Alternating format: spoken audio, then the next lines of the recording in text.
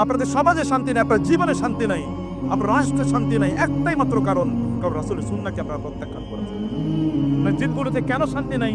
মসজিদে পর্যন্ত আপনার দেখেন সুখ নাই, যেখানে এসে আল্লাহর ইবাদত করবেন। কারণ কি? বলছে আপনারা আল্লাহ রাসূলের সুন্নাহকে বাদ দিয়ে আপনারা নিজেদের মতকে আপনারা প্রতিষ্ঠিত করেছেন, নিজেদের কথা অনুসারে আপনারা চলেন।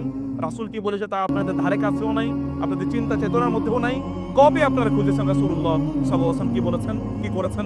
আল্লাহর ভালোবাসা পেতে হলে রাসূলকে আনুগত্য করতে হবে, কোনো অপশন নাই, কোনো অপশন নাই। কিয়ামতের দিন আপনি আল্লাহর সামনে তো যেতে পারবেন না, আপনার ইবাদতগুলো আমলগুলোই তো সেই দিন দাড়ি পাল্লায় উঠানো হবে না। কারণ কি? কারণ একটা, আপনি রাসূলকে অনুসরণ করেন না, আমলই তো কবুল হয় না। আপনি এত এত ইবাদত করতেছেন, আপনি 1000 কোটি বার হজ করেন, তাতে কি আসে যায়?